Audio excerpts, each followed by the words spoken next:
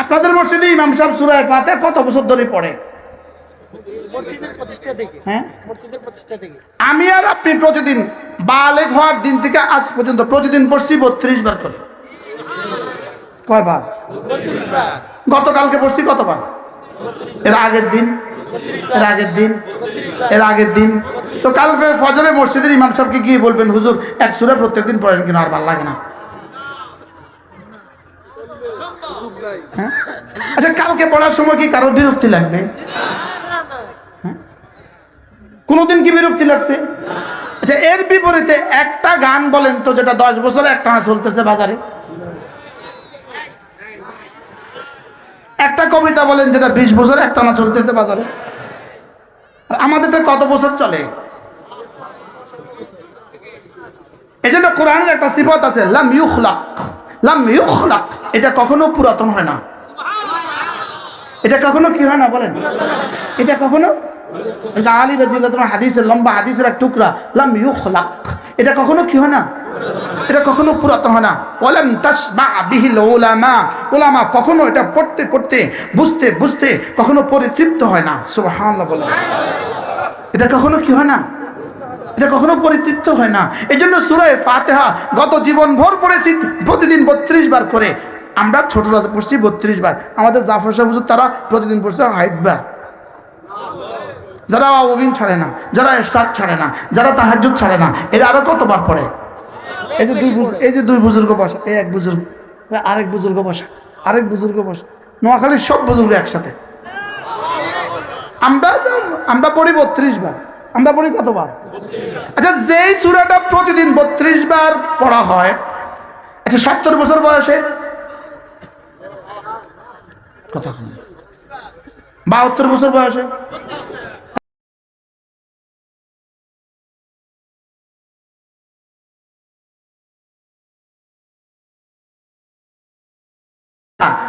কতবার ওয়াজিব ডেলি? আগামী দিন কতবার দরকার? এরপরের দিন কতবার দরকার? এরপরের দিন কতবার দরকার? আর সূরা ফাতিহা কতবার দরকার? আগামী বছর 27 সালে, 28 সালে, 29 সালে, হ্যাঁ 3000 খ্রিস্টাব্দে, 4000 খ্রিস্টাব্দে। তো এটা বলেন, যেটা আমার আজ থেকে জীবনের শেষ দিন পর্যন্ত প্রতিদিন 32 বার দরকার, এটা না শিখিয়ে যেটা আমার জীবনে 1 সেকেন্ডের জন্য দরকার নাই, এটা শিখালাম আমি, এটা কোন বুদ্ধিমানের কথা? আরো জোরে বলেন, সবাই বলেন, আবার বলেন। আমারা জিজ্ঞেস করবে, আমি নাম করে বেকুব কইছেন, কারণ আমি কই না, মানছি কইছি। আমি কি কইছি? আমি কি বলবো? মানছি কইছে, আমি কিতাম, আমি কি কইছি? কিরে একটা সূরা আপনি দেখবেন এক একজনের বিসমিল্লাহর ঢং, যখন বিসমিল্লাহ শব্দ বলে বিসমিল্লাহর ঢঙে বোঝা যায় না সূরা ফাতিহার কি অবস্থা।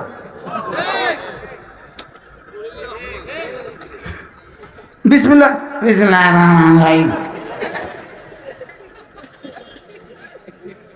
বলেন না, বাস্তব না বাস্তব? বিসমিল্লাহর মুখ ব্যাংসা নিয়ে বোঝা যায় সূরা ফাতিহার কি হালত।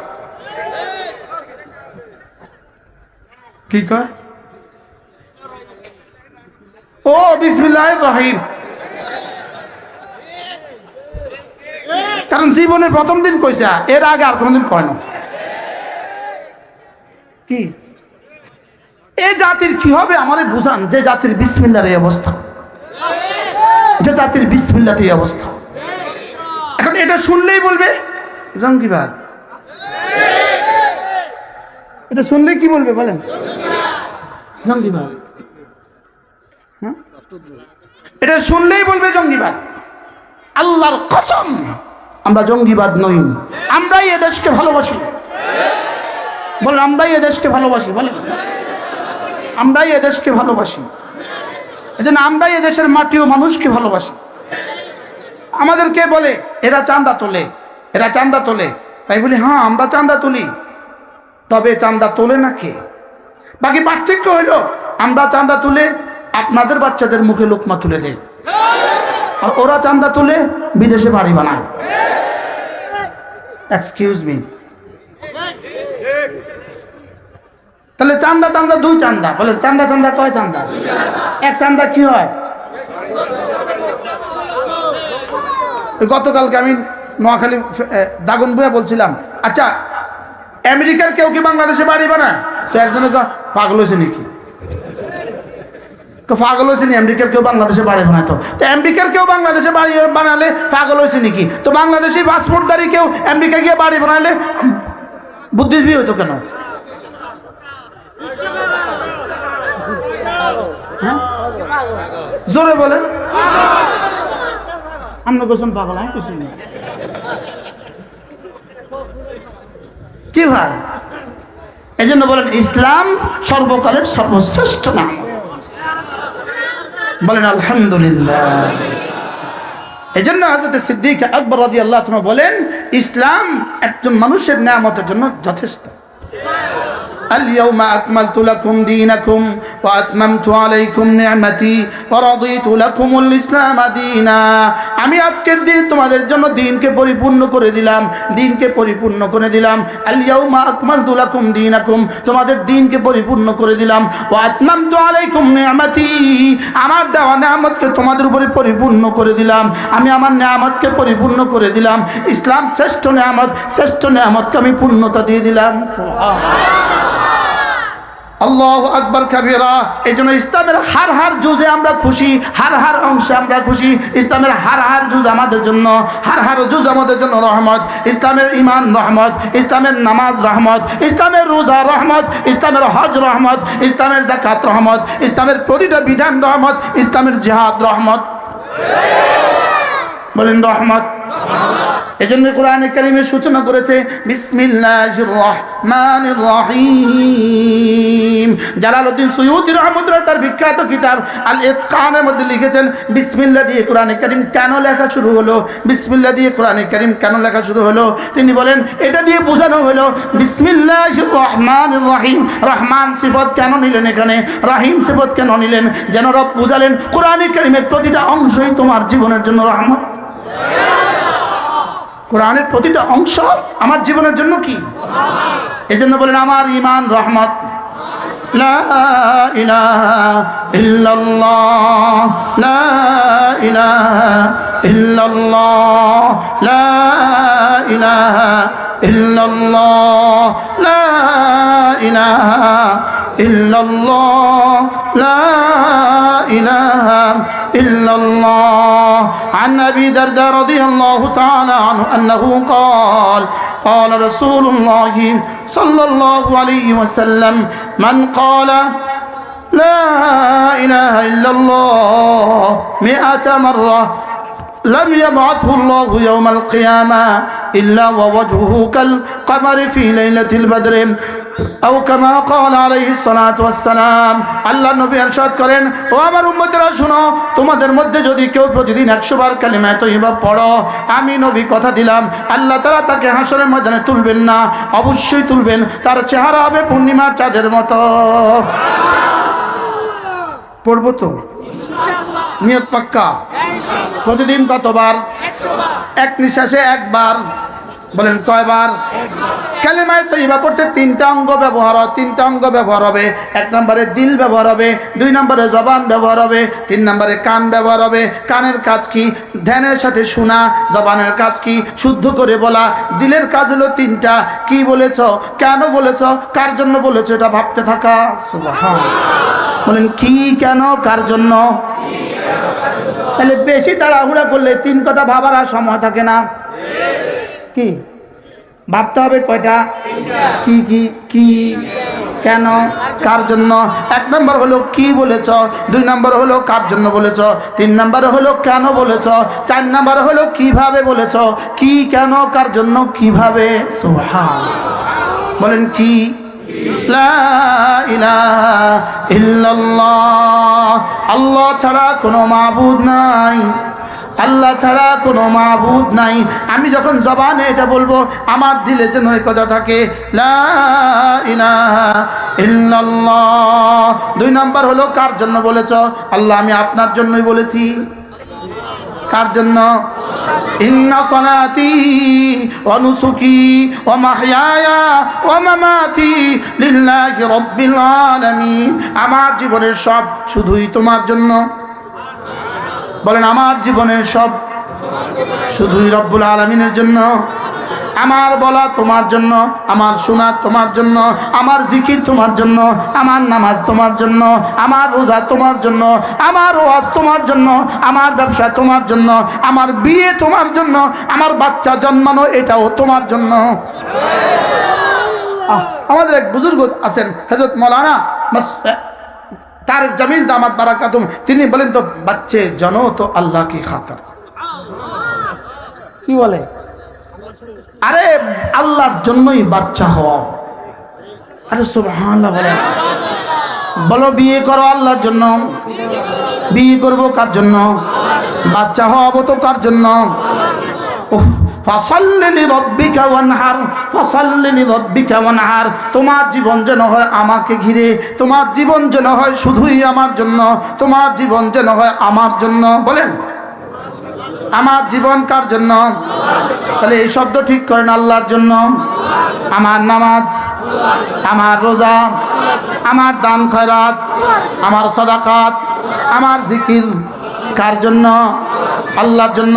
মান আহাব্বা লিল্লাহ ওয়া আবগাদা লিল্লাহ ওয়া আতা লিল্লাহ ওয়া মানা লিল্লাহ ফাকাদ ইসতাকমালাল ঈমান। যে জীবন বানিয়েছো আমার জন্য, তুমি তোমার ঈমানকে পূর্ণাঙ্গ করে নিলে। জীবন কার জন্য? আবার বলেন, কার জন্য? আমার জীবন কার জন্য? আমার যৌবন কার জন্য? আমার হায়াত কার জন্য? আমার মওত কার জন্য? হাত্তাল লুকমাতা ফি ইমরাতিক, স্ত্রীর মুখে লোকমা তুলে দিবা এটাও যেন হয় আল্লাহর জন্য। এজন্য হাকিমুল উম্মত মুজাদ্দিদ মিল্লাত আশরাফুল আল্লাহ মারকাদা তিনি বলেন, কোন মানুষ যদি ঘরে ঢুকার সঙ্গে সঙ্গে দেখলো বাচ্চাটা কাঁদে, বাচ্চা কি করে? এবার বলেন আপনি কি করবেন তখন? বাচ্চাটাকে আদর করবেন, লেকিন বাচ্চা আদর করার আগে একটা সেকেন্ড তুমি একটু ভেবে নাও, আমি এটা করছি আল্লাহর জন্য। সুবহানাল্লাহ। আমি এটা করছি কার জন্য? বাহ, কি শুনতেছেন? বলে কার জন্য? আল্লাহর জন্য। স্ত্রীকে ভালোবাসা আল্লাহর জন্য, স্ত্রীর মুখে লোকমা তুলে দেওয়া আল্লাহর জন্য, বাচ্চা কোলে নেওয়া তো আল্লাহর জন্য, জামা পরবো তো আল্লাহর জন্য, বাজারে যাবো তো আল্লাহর জন্য, মসজিদে যাবো তো আল্লাহর জন্য। বলেন কার জন্য? আবার বলেন কার জন্য? বলতে বলতে যদি আল্লাহ দিলে দিয়ে দেয়।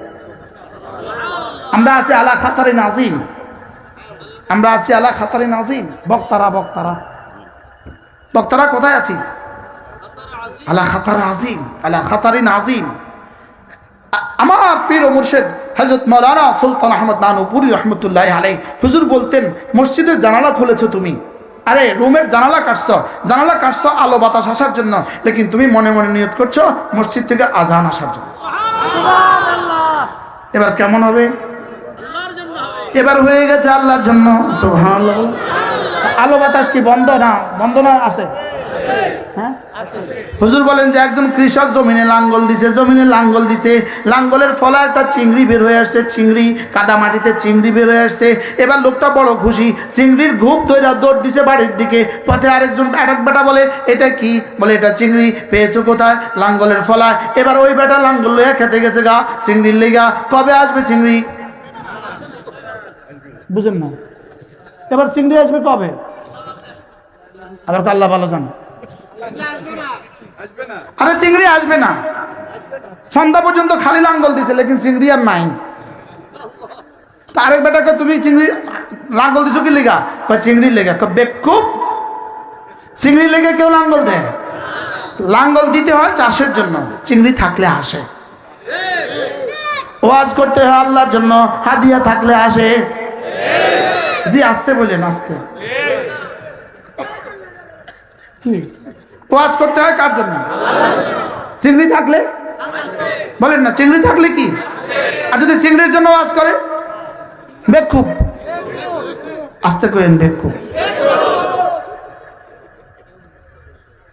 সব বক্তারা হয়ে গেছে মানে ইসমাইল সাহেব। চিংড়ির জন্য ওয়াজ করলে কি? আবার কন। তবলিগে গেলে কিছু হাদিয়া মিলে, এখন একজনে তবলিগে যা হাদিয়ার লেগে বেকুব কি, তাহলে আমার জীবন হবে কার জন্য? এই জন্য যারা কন্ট্যাক্ট করে অ্যাডভান্স বেকুব বেকুব জোরে কন। আর যারা গন্যা টিয়ালা ছায়া টিয়ালা বেকুব। আল্লাহকে আমি দিব বিনা হিসাবে, তুই অঙ্ক বয়ালিকা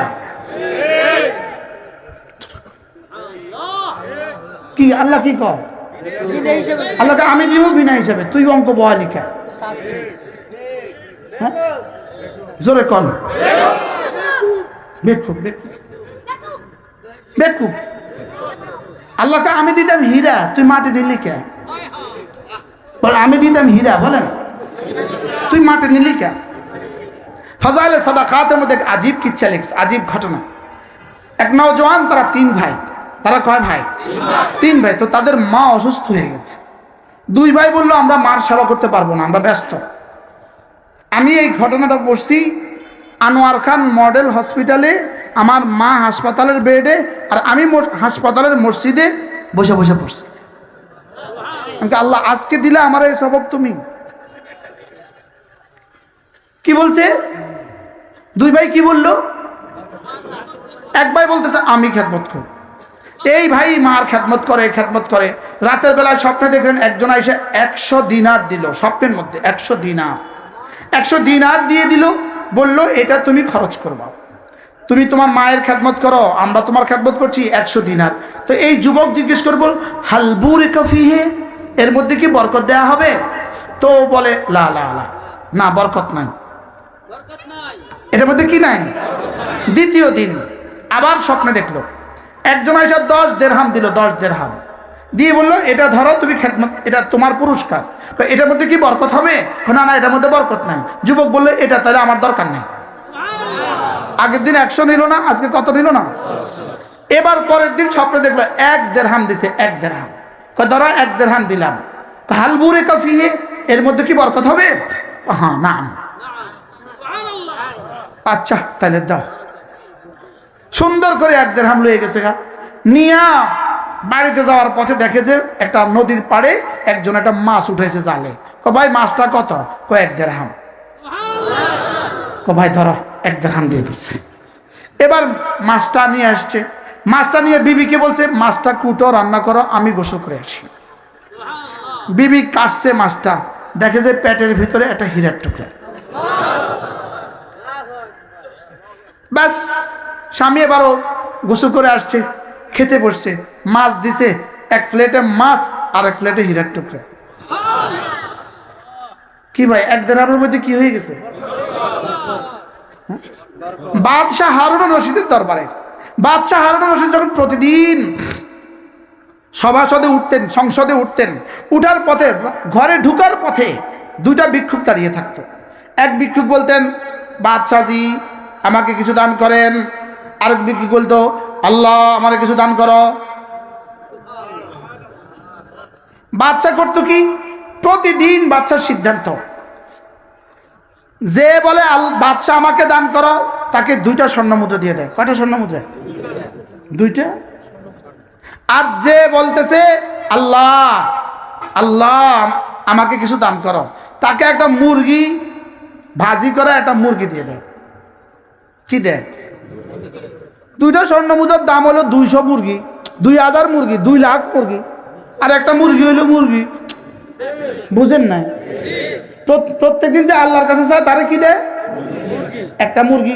আর যে বাচ্চার কাছে চায় তারে কি দেয়? 2টা স্বর্ণ মুদ্রা। এখন যে 2টা স্বর্ণ মুদ্রা পায় হ্যাঁ চাইছে কার কাছে? আর যে মুরগি দেয় তারে চাইছে কার কাছে? তো স্বর্ণ মুদ্রাওয়ালা কি বলে জানেন? প্রত্যেকদিন আমার 2 মুদ্রা দেয়, আমার একটা মুরগি দেয়, আমার একটা কি দেয়? ভাই আমার মুরগিকে তুই লই যা। যে আরে ভুলই গেছে, যে স্বর্ণ মুদ্রা চায়, যে বাচ্চার কাছে চায় তারা দেয় কি? তারা দেয় মুরগি, তারা দেয় কি? আর যে স্বর্ণ মুদ্রা আল্লাহর কাছে চায় তারা দেয় কি? 2 টাকা, 2 টাকা, 2 দিরহাম, 2। এখন মুরগিওয়ালা কয় প্রত্যেকদিন মা আমার একটা মুরগি দেয়। মুরগি চায় কার কাছে? বাচ্চার কাছে। তারা দিছে কি? ভাই আমি মুরগি দিয়ে কি করুম, তুই আমার মুরগিটা কিনে লইয়া যা, আর আমারে তোর টাকাটা দিয়ে দে। বুঝেন না? এখন ওই বেটা করে কি, তার টাকাটা তারে দিয়ে দে, মুরগিটা লইয়া যায়। উল্টা উল্টা উল্টা, বুঝেন না? এখন কয়দিন পরে বাচ্চা ওই প্রত্যেক দিন মুরগির পেটে একটা স্বর্ণের ডিম দিয়ে দেয়। কি দেয়? স্বর্ণের ডিম দেয়। তো একদিন বাচ্চা দেখেছে কি রে, যে এতদিন আল্লাহর কাছে চাইছে হে আর নাই। হ্যাঁ কি? হ্যাঁ তো নাই, কারণ হ্যাঁ তো প্রতিদিন তা পাইছে 1 টাকা, ওইটা পাইছে 1 মুরগি, এটার মুরগি এটার কাছে বেশি হয়েছে 1 টাকা দিয়ে। এখন মুরগিওয়ালা কি পাইছে? আর মুরগিওয়ালা চাইছে কার কাছে? মুরগিওয়ালা কিনুন না, মুরগিওয়ালা হ্যাঁ তো চাইছে আল্লাহর কাছে। এখন বাচ্চা জিগা, এই তোর সাথী করে, আমার সাথী আচ্ছা 2-4 দিন ধরে ভিক্ষা করতে আসে না। মানে কিনলেই আসে না, যেটা বাচ্চার কাছে চায় এত তো আসে, আর যেটা আল্লাহর কাছে চায় এত তো কি কিরে আসে না। কি লেগা? কে জানে কি লেগা আসে না। আচ্ছা বিষয়টা কি কসাই? তোর না প্রতিদিন একটা করে মুরগি দিতাম। আচ্ছা আমি প্রতিদিন মুরগি দিয়ে কি করতাম? আমি তা আমার মুরগিটা তারে দিয়ে তার টাকাটা আমি লয়ে নিতাম। বুঝেন নাই? আমার মুরগিটা আমি তারে দিয়ে, তা আমি তো কয়টা টাকাওয়ালা হয়ে গেছি, 1 টাকা 1 টাকা নিতে নিতে আমার 100 টাকা জমা হয়েছে, 200 টাকা জমা হয়েছে। আর হ্যাঁ আর আসে না, হ্যাঁ আর কে আমার পর্যন্ত ভিক্ষা করতে হবে না। কি ভাই কি লেগে? হ্যাঁ কাটতাম লয়, হ্যাঁ কার কাছ থেকে নেয়? এই জন্য আল্লাহর কাছ থেকে নিব। সুবহানাল্লাহ বলে। কার কাছ থেকে নিব বলে? মজার বিষয় হলো বান্দার আব্বা দিলে থাকে না, আল্লাহ দিলে যায় না। সুবহানাল্লাহ কম। তাহলে যেটা বলতেছিলাম, আমার বলা আল্লাহর জন্য, আমার শোনা আল্লাহর জন্য, আমার তাবলীগ আল্লাহর জন্য। তাহলে 2 নম্বর প্রশ্নের উত্তর কি ছিল? কার জন্য? উত্তর কি? 3 নম্বর প্রশ্ন, তুমি কেন আল্লাহর জন্য করবা? কেন করবা? কি চাও তুমি? তুমি আল্লাহর জন্য করবা কি লেগা? আমি মোবাইলটা দিলাম আপনাকে, এবার প্রশ্ন তুমি তারে দিলা কি লেগা? আমি করলাম আল্লাহর জন্য, এবং কেন আল্লাহর জন্য করলাম? এটার উত্তর হলো 3টা। আল্লাহ আপনার ভালোবাসায়, আপনার রহমতের আশায়, আপনার আযাবের ভয়ে। সুবহানাল্লাহ বলেন। উত্তর কয়টা? কি কি? আল্লাহ আপনার ভালোবাসায়, আপনার রহমতের আশায়, আপনার আযাবের, বাস এই 3টা যদি হয়ে যায়, কির উত্তর যদি হয়ে যায়, কেনর উত্তর যদি হয়ে যায়, কার জন্য উত্তর যদি হয়ে যায়, এবার রব্বুল আলামিন 4র্থ প্রশ্ন, এ কিভাবে করবা? উত্তর আল্লাহ রাসূল যেভাবে করেছেন সেভাবে। সুবহানাল্লাহ বলেন। রাসূল যেভাবে করেছেন সেভাবে। এই 4 প্রশ্নের উত্তর যদি হয়ে যায়, কি, কেন, কার জন্য, কিভাবে, বলেন। তাহলে নামাজ কি, কেন, কার জন্য, কিভাবে। রোজা কি, কেন, কার জন্য, কিভাবে। যাকাত কি, কেন, কার জন্য, কিভাবে। হজ কি, কেন, কার জন্য, কিভাবে। জিহাদ কি, কেন, কার জন্য, কিভাবে। তাবলীগ কি, কেন, কার জন্য, কিভাবে। ওয়াজ কি, কেন, কার জন্য, কিভাবে। লেখালেখি কি, কেন, কার জন্য, কিভাবে। ইমামতি কি, কেন, কার জন্য, কিভাবে। এই 4 প্রশ্নের উত্তর যার জীবনে ঠিক, তার দুনিয়া ঠিক, তার আখিরাত ঠিক। কিন্তু এই 4 প্রশ্নের উত্তর শিখাইতে লাগে 12 বছর। সুবহানাল্লাহ। এই 4 প্রশ্নের উত্তর শিখাইতে 12 বছর মাদ্রাসা পড়তে হয়। সুবহানাল্লাহ বলেন না। আর এই 4 প্রশ্নের উত্তর শিখতে 12 বছর মাদ্রাসায় পড়তে হয়। এবার বলবেন হুজুর আমরা যারা মাদ্রাসায় পড়ি নাই আমরা কি করতাম? আমরা করতামটা কি? আমরা কি করব? আমরা কি করব? উত্তর, যদি মাঝে মাঝে আল্লাহর দেওয়া জান, আল্লাহর দেওয়া মাল, আল্লাহর দেওয়া সময় নিয়ে আল্লাহর রাস্তায় বাইর হন, আশা করা যায় উত্তর না শিখলেও প্রশ্ন শিখবেন। সুবহানাল্লাহ।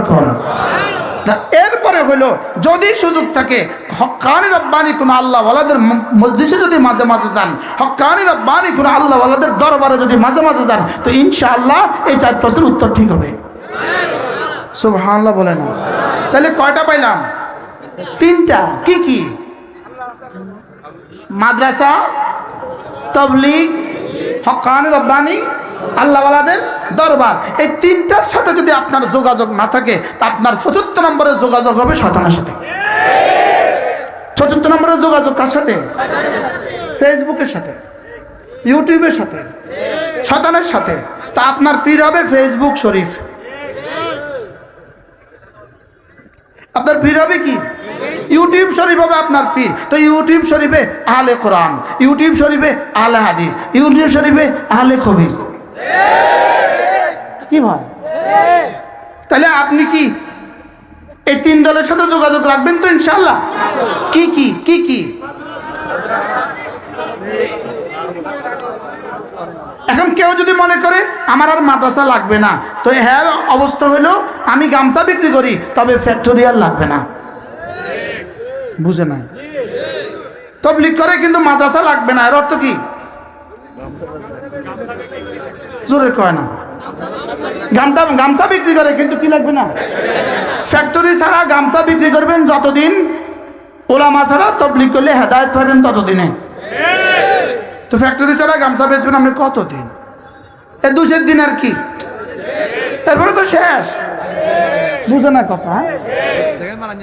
যেদিন বানান না আছে হেগিন আছে আর কি, এরপরে তো শেষ। নতুন তো রাইয়ে না, ফ্যাক্টরি বন্ধ হয়ে গেছে। তাহলে বোঝা গেছে মাদ্রাসা ছাড়া তাবলীগ কেমন, ফ্যাক্টরি ছাড়া গামছা যেমন। যেমন ধরেন 1 গ্লাস দুধ আছে, 1 গ্লাস পানি আছে, আপনি 1 গ্লাস দুধের মধ্যে মেহনত শুরু করলেন, একটু পরে কিন্তু ঘি, একটু পরে কিন্তু ছানা, একটু পরে কিন্তু মাখন। লেকিন পানির মধ্যে মেহনত করলে কবে মাখন উঠবে? বুঝে বলেন? তাহলে পানির মধ্যে মেহনত করলে যেদিন মাখন উঠবে, উলামা ইকরাম ছাড়া তাবলীগের মেহনত করলে সেদিন মাখন উঠবে।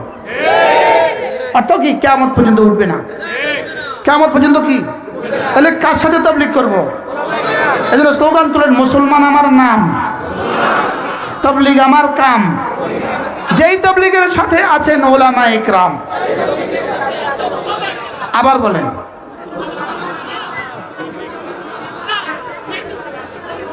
এই জন্য এ গ্রুপের সাথে তাবলীগ করব। এ গ্রুপ, এ তে আলেম, বি তে বেগাইরে আলেম। এতে কি আর বি তে কি? আপনি তাবলীগ করবেন এ গ্রুপের লাগে না বি গ্রুপের লাগে? গ্রুপ এ কি লিগা, আর বি গ্রুপ জোরে বলেন। আমি এটা কইছি, তুমি তরজমা করতেছো। তাওজিউল কওল বিমা লা ইয়ারদা বিল কাইল লাযম আছে। বিতে বেগাইরে আলেম, বিতে কি? বেগাইরে আলেম। এজন্য আলহামদুলিল্লাহ বলেন, আলহামদুলিল্লাহ আমাদের ইজতেমা হয়ে যাচ্ছে। আর কালকে দোয়া, কালকে কি? আল্লাহ ইজতেমা মাহফিলকে, ইজতেমা মজলিসকে কবুল করেন। যদি সুযোগ থাকে, হুজুর সরমানের মাহফিলটা কবে? 28, 29, 1 ফেব্রুয়ারির 28, 29, 1 চরমনায়ের মজলিস ময়দানে চরমনায়ের মাহফিল ইনশাআল্লাহ আসতে করছেন ইনশাআল্লাহ। আমি বলি 3টা আমার কাজ, মাদ্রাসা আমার কাজ, দাওয়াত আমার কাজ, তাজকিয়া আমার কাজ। আমি বলি মাদ্রাসা আমার কাজ, বলেন তাবলীগ আমার কাজ, হক্কানি রব্বানি সিলসিলার পীর আমার কাজ। এটা আমার কাজ, এটা আমার কি? বাকি একটা করতে গিয়ে যদি একটা ছেড়ে দেন, তা আপনার সামনে মুরগি আছে, খাসি আছে, ভর্তা আছে, আপনি শুধু ভর্তা দিয়ে খেলেন আর কি। আমি বুঝাতে পারতেছি কিনা না, মানে কারো মনে কষ্ট দিতেছি কেন? হ্যাঁ, ইসলামী আলিয়া মাদ্রাসার শেখুল হাদিস মুহাদ্দিস সাহেব, ইসলামী আলিয়া মাদ্রাসার ভাইস প্রিন্সিপাল হুজুর, বড়দের সামনে কথা বলা, আরো অনেক ওলামা ইকরাম আছে। হুজুর তো রিটায়ারমেন্ট আসছেন না? হুজুর চাকরি আছেন এখন? আর কারামতি থেকে মাশাআল্লাহ হুজুর কারামতি আলিয়া মাদ্রাসা ছিলেন। তো বড়দের সামনে কথা বলা, এই জন্য ডরও লাগে। তাইলে মাদ্রাসা, বলেন মাদ্রাসা, তাবলীগ, হক্কানি রব্বানি, আল্লাহওয়ালা। এই জন্য যে বলে, যেমন ধরেন একজন তাবলীগ করে, সেটা এটাই কাজ, আপনি ভুলে আছেন। আপনি বলতে হবেন এটাও কাজ। কি বলতে হবে বলেন? মাদ্রাসাওয়ালা কি বলে? এটাই কাজ না, এটাও কাজ। সুবহানাল্লাহ কোন হালকায় জিকিরওয়ালা যদি কেউ বলে এটাই কাজ না, এটাও কাজ। রস্যই লাগাবেন না এ লাগাবেন, ও ও কি লাগাবেন বলেন? আল্লাহ আমাদেরকে তৌফিক দান করেন। আমার কথা কিন্তু দূর চলে গেছে, আমি ওই প্রসঙ্গ ছিলাম যে ইসলাম সর্বকালের সর্বশ্রেষ্ঠ মেহমান। মনে আছে? কয়টা বাজে?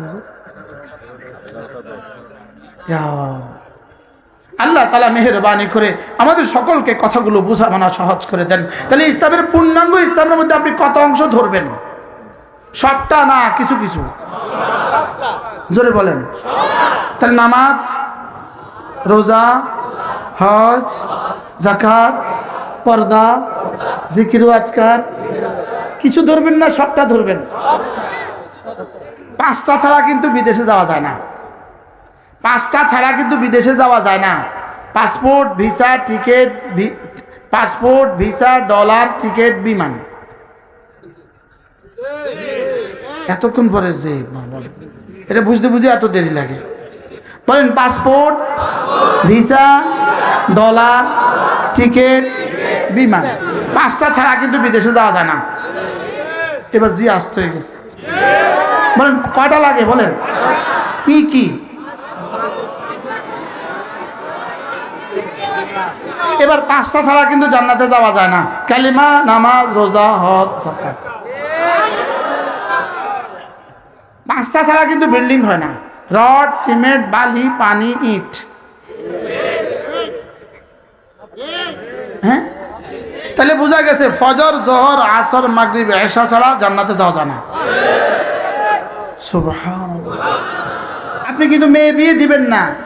চক্ষু, কর্ণ, নাসিকা, জিহ্বা, ত্বক। চোখ নাই তার কাছে কিন্তু মেয়ে বিয়ে দেন না। কান নাই তার কাছে কিন্তু মেয়ে বিয়ে দেন না। তাহলে কয়টা লাগে? এখানে কয়টা আছে? পূর্ণাঙ্গ মানুষ হওয়ার জন্য কয়টা লাগে? কি কি? চোখ, কান, নাক, জিহ্বা, ত্বক। তাহলে পূর্ণাঙ্গ মুসলমান হওয়ার জন্য কালেমা, নামাজ, রোজা, হজ, যাকাত, ফজর, জোহর, আসর, মাগরিব, এশা। সুবহানাল্লাহ বলেন। তাহলে ফজর ছাড়া মুসলমান কেমন? চোখ ছাড়া মুসলমান যেমন। কি বুঝে কোন? ফজর ছাড়া মুসলমান কেমন বলেন? এবার নামাজ ছাড়া মুসলমান কেমন? মাথা ছাড়া মানুষ যেমন। কি বলছি বলেন? নামাজ ছাড়া মুসলমান কেমন? আবার বলেন। তো মাথা ছাড়া মানুষ হয়। তাহলে মাথা ছাড়া যেমন মানুষের কল্পনাও করা যায় না, নামাজ ছাড়া ইসলামের কল্পনাও করা যায় না। তাই আজ থেকে নিয়ত করেন, আজ থেকে 5 ওয়াক্ত নামাজ পড়বই পড়ব। বলেন ইনশাআল্লাহ। আল্লাহ তৌফিক দান করেন। 5 ওয়াক্ত নামাজ পড়বো তো ইনশাআল্লাহ। হাত নামান। কবে থেকে পড়বেন? ইনশাআল্লাহ। আল্লাহ আমাকে তৌফিক দান করেন। 5 ওয়াক্ত নামাজ যে মুসলমান নিশ্চিত করতে পারলেন, আপনি লিখে দেন, আমি আপনাকে লিখে দেই, আপনার দুনিয়ার জিম্মাদার আপনার রব, আপনার কবরের জিম্মাদার আপনার রব। 5 ওয়াক্ত নামাজ পড়বো তো ইনশাআল্লাহ। অনেক ব্যবসায়ী বন্ধুরা নোয়াখালীর ব্যবসায়িক সেন্টারে আজকের এই মাহফিল, এই জন্যই আমি আপনাদের সামনে সূরা জুমার ওই 3 আয়াতে কারিমা তেলাওয়াত করেছি। যেই 3 আয়াতে কারিমার মধ্যে রব্বে করিম উম্মতি মুসলিমার পুরো জীবনের খোলাসা ব্যক্ত করেছেন। যেই 3 আয়াতে কারিমার মধ্যে আল্লাহ তাআলা পুরো দুনিয়ার মানুষের মধ্যে ডিউটি বন্টন করেছেন। ডিউটি, যে তোমাদের ডিউটি কি হবে? তোমাদের ডিউটি হবে ঈমান, তোমাদের ডিউটি হবে কাজ, তোমাদের ডিউটি হবে নামাজ, তোমাদের ডিউটি হবে জিকির। সুবহানাল্লাহ। এই 4টার জন্য আমি আপনাদের সামনে সূরা জুমার শেষ আয়াতে কারিমাগুলো তেলাওয়াত করেছি। সময়ের সংক্ষিপ্ততায় আজকের মতো এখানেই শেষ হইল। আল্লাহ তাআলা মেহেরবানি করে আমাদেরকে কথাগুলো বুঝা মানা সহজ করে দেন। সকলে বলি আমিন। এই মাহফিলকে আল্লাহ তাআলা কিয়ামত পর্যন্ত দায়েম আর কায়েম ফরমান। সুবহানাল্লাহি ওয়া বিহামদিহি, সুবহানাকাল্লাহুম্মা বিহামদিক, আশহাদু আল্লা ইলাহা ইল্লা আনতা, আস্তাগফিরুকা ওয়া আতুবু